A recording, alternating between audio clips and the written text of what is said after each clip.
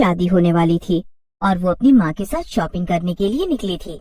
बिंदिया को अपनी शादी का लहंगा लेना था और वो एक बहुत बड़ी दुकान में गई।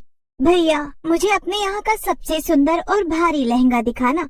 मैं चाहती हूँ कि मेरी शादी में ऐसा लहंगा पहनूं कि बस सब देखते रह जाए। अरे हाँ हाँ, बिल्कुल मैडम, हम आपको अपनी दुकान का सबसे सुंदर लहंगा दिखाते हैं। ऐसा हो ही नहीं सकता कि आपको वो लहंगा पसंद ना आए। फिर दुकानदार बिंदिया को एक बहुत सुंदर लहंगा दिखाता है। वो लहंगा देखकर बिंदिया बहुत खुश हो जाती है। अरे वाह भैया, ये तो बिल्कुल मेरे सपनों के लहंगे जैसा है। मुझे एकदम ऐसा ही लहंगा चाहिए था। चलो, ये तो बहुत अच्छी बात है कि तुम्हें लहंगा इतना पसंद आ गया। अभी इसे जल्दी से ले लो और घर चलते हैं, बहुत काम है। बिंदिया की माँ दुकान वाले को पैसे देने लगती है और बिंदिया अपना लहंगा लेकर दुकान के बाहर निकल जाती है और सड़क के दूसरी पार जाने लगती है कि तभी सामने से एक बहुत बड़ा ट्रक आकर उसे टक्कर मार देता है। बिंदिया की माँ पीछे से आती है और वो ये सब देखकर दंग रह जाती है। नहीं, ये क्या हो गया? बिंदिया उठो, बिंदिया उठो। बिंदिया की माँ उसे उठाने की बहुत कोशिश करती है, लेकिन तब तक बिंदिया मर चुकी थी। बिंदिया एक चुड़ैल में तब्दील हो जाती है और वो वहीं खड़ी होकर ये सब तमाशा देख रही थी। ये क्या हो रहा है? मुझे तो कुछ समझ में ही नहीं आ रहा है। नहीं, मैं ऐसे नहीं मर सकती। अभी अभी तो मैंने अपने सपनों का लहंगा खरीदा था। मैं ऐसे कैसे मर सकती हूँ? मेरी शादी, मेरा लहंगा, नहीं नहीं नहीं। थोड़ी देर में कुछ लोग आते हैं और वो बिंदिया की लाश और उसकी माँ को वहाँ से लेकर चले जाते हैं। चुड़ैल वहीं खड़ी होकर अपनी माँ को और अपनी लाश को वहाँ से जाते हुए देखते हैं। अरे नहीं, ये सब क्या हो गया? अब मैं क्या करूँ? चुड़ैल को कुछ भी समझ में नहीं आता है कि वो आगे क्या करे, तो वो पास में लगे एक बड़े से पीपल के पेड़ पर जाकर बैठ जाती है। 2 दिन बीत जाते हैं और चुड़ैल अब तक वहीं बैठी थी। अचानक से उसका ध्यान उस दुकान पर जाता है जहाँ से उसने अपना लहंगा खरीदा था। बिंदिया की माँ उसका लहंगा वापस लौटाने आई थी। अरे नहीं, ये क्या? माँ तो मेरा लहंगा वापस लौटा रही है। अब मैं क्या करूँ? ऐसे तो दुकानदार उस लहंगे को फिर किसी और को बेच देगा। नहीं नहीं, मैं अपना लहंगा किसी और के पास नहीं जाने दूंगी। वो सिर्फ मेरा लहंगा है और उसे सिर्फ मैं ही पहनूंगी। चुड़ैल मन ही मन में ठान लेती है कि वो अपने लहंगे को किसी और की नहीं होने देगी और वो हर हाल में अपने लहंगे को वापस पाकर ही रहेगी। जब चुड़ैल की माँ वहाँ से चली जाती है, तब चुड़ैल दुकान के अंदर जाती है। चुड़ैल को दुकान में आता देखकर सभी लोग डर जाते हैं। मुझे बस मेरा लहंगा चाहिए और कुछ भी नहीं। दुकानदार चुड़ैल की बात सुनकर हैरान हो जाता है। वो चुड़ैल से डरते डरते पूछता है, लहंगा? कौन सा लहंगा? वही लहंगा जो अभी अभी मेरी माँ वापस करके गई है। वो सिर्फ मेरा लहंगा है और वो मैं तुम्हें किसी और को नहीं बेचने दूंगी। ओह, अब मैं समझा। तो तुम शायद उसी लड़की की आत्मा हो जिसकी 2 दिन पहले एक्सीडेंट में मौत हो गई थी। देखो, मुझे माफ करना, लेकिन तुम्हारी माँ इस लहंगे को लौटा कर इसके पूरे पैसे वापस ले गई है। मैं अब तुम्हें ये नहीं दे सकता हूँ। नहीं, मुझे मेरा लहंगा वापस चाहिए। मैं कुछ भी सुनना नहीं चाहती। देखो, मैं तुम्हें अभी अच्छे से समझा रहा हूँ, चुपचाप यहाँ से चली जाओ। अगर मुझे गुस्सा आ गया तो मैं अभी किसी बाबा या तांत्रिक को बुलाकर तुम्हें एक बोतल में बंद करवा दूंगा। ये सुनकर चुड़ैल थोड़ा डर जाती है। वो दुकान से चुपचाप बाहर निकल जाती है। लेकिन अब चुड़ैल उस दुकान पर पूरी तरह नजर रखने लगी थी, क्योंकि उसने हार नहीं मानी थी। और एक दिन उसने देखा कि एक लड़की उसी का लहंगा खरीदकर दुकान से बाहर आ रही है। ये देखते ही चुड़ैल गुस्से से आग बबूला हो गई। इस लड़की की इतनी हिम्मत कि ये मेरा लहंगा पहनेगी। इतना कहकर चुड़ैल ने उस लड़की का पीछा करना शुरू कर दिया। उसका पीछा करते करते चुड़ैल आखिरकार उसके घर तक पहुंच गई। लड़की अपने घर के अंदर चली गई और चुड़ैल बाहर खिड़की से सब कुछ देख रही थी।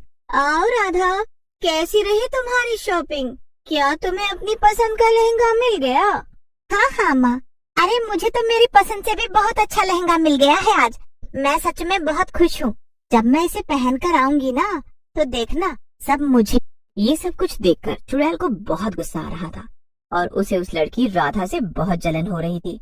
उसे कुछ समझ नहीं आ रहा था कि वो कैसे अपना लहंगा राधा से वापस ले। चुड़ैल मौका देखकर राधा के घर में घुस गई और जाकर उसके कमरे की अलमारी में छुप गई। तभी राधा अपने कमरे में उस लहंगे को लेकर आती है और उसे रखने के लिए अलमारी खोलती है, पर अलमारी में चुड़ैल को देखकर राधा जोर जोर से चिल्लाने लगती है, बचाओ बचाओ चुड़ैल। राधा चिल्लाते चिल्लाते बेहोश हो जाती है और उसके हाथ में पकड़ा लहंगा वहीं गिर जाता है। ये अच्छा मौका है, मुझे यहाँ से निकल जाना चाहिए, इससे पहले कि कोई यहाँ पर आ जाए। चुड़ैल लहंगा उठा के राधा के कमरे की खिड़की से भाग जाती है और जंगल की तरफ चली जाती है।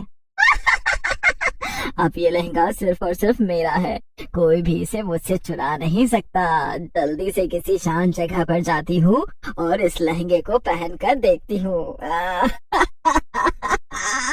बड़ा मजा आएगा। चुड़ैल जंगल के बीचों बीच पहुँच जाती है और अपने लहंगे को पहन लेती है। उधर राधा के घर पर सभी लोग लहंगा चोरी होने की वजह से परेशान थे। राधा भी रोई जा रही थी और सबको यही बता रही थी कि उसका लहंगा एक चुड़ैल चुरा कर ले गई, पर कोई भी उसकी बात नहीं मान रहा था। तभी उसके घर की घंटी बजती है। राधा की माँ जाकर दरवाजा खोलती है। दरवाजे पर बिंदिया की माँ खड़ी थी। वो राधा की माँ से पूछती है, मैंने सुना है आपका लहंगा चोरी हो गया, अब क्या मैं आपकी बेटी से मिल सकती हूँ? शायद मैं आपका लहंगा वापस लाने में मदद कर सकूं।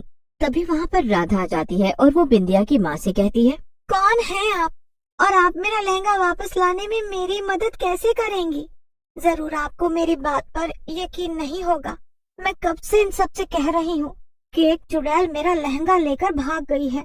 नहीं बेटा, मुझे तुम्हारी बात पर पूरा यकीन है, क्योंकि वो चुड़ैल कोई और नहीं, मेरी ही बेटी है, जिसकी कुछ दिनों पहले उसी लहंगे की दुकान के सामने मौत हो गई।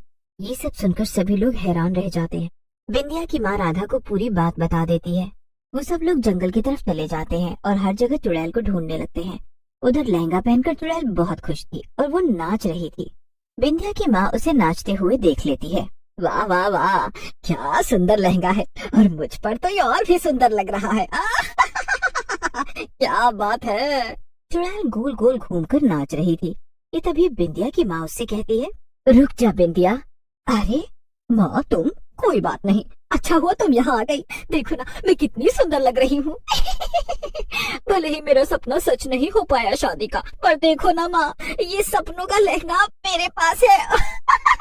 मैं इसे पहनकर कितनी सुंदर लग रही हूँ। नहीं बिंदिया, ये लहंगा तेरा नहीं है, ये किसी और का लहंगा है जो कि तूने चुराया है। अगर ये तूने उसे वापस नहीं किया तो उसकी शादी रुक जाएगी। माँ तुम मेरी तरफ हो या उस लड़की की तरफ? तुम मेरी माँ हो और ये लहंगा सिर्फ मेरा है। मैं उस लड़की को मार दूंगी। रुक जा बिंदिया, वरना अगर तू नहीं रुकी तो मैं इस लहंगे के साथ साथ तुझे भी जला दूंगी, समझी? तू किसी मासूम की जिंदगी इस तरह से बर्बाद नहीं कर सकती। नहीं, ये नहीं हो सकता, ये सिर्फ मेरा लहंगा है। मैं इसे लेकर यहाँ से भाग जाऊंगी और फिर कभी यहाँ नहीं आऊंगी। अगर ये लहंगा मेरा नहीं हो सकता तो किसी और का भी नहीं होगा। इतना कहकर चुड़ैल एक पेड़ के ऊपर कूद जाती है और वहीं पर बैठ जाती है। पर तभी वहाँ पर वो दुकानदार आ जाता है जहाँ से उन लोगों ने वो लहंगा लिया था। रुक जाओ, ये देखो मेरे पास क्या है। ये लो चुड़ैल, ये लहंगा जो मेरे हाथ में है ये उससे भी ज्यादा खूबसूरत है। इसको पहनने पर तुम और ज्यादा खूबसूरत लगोगी। हाँ। चुड़ैल ये सुनकर पेड़ से नीचे कूद कर आती है और दुकानदार का लाया लहंगा देखने लगती है। अरे वाह, ये तो बेहद बहुत खूबसूरत है। इससे ज्यादा खूबसूरत लहंगा तो आज तक मैंने नहीं देखा। चुड़ैल जल्दी से वो नया लहंगा पहन लेती है और पुराना लहंगा वहीं फेंक देती है। पर जैसे ही चुड़ैल वो लहंगा पहनती है उसका शरीर जलने लग जाता है।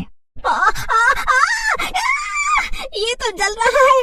अरे इसमें क्या है? क्या है इसमें? थोड़ी ही देर में चुड़ैल जलकर राख हो जाती है।